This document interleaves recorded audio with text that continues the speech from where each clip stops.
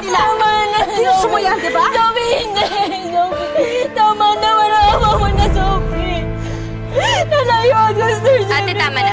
Tama na. Nakakaya na. Dapat siya. Lumayas ka na. Alas! Bilisan mo.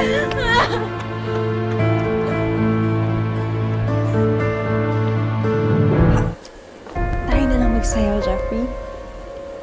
Tara!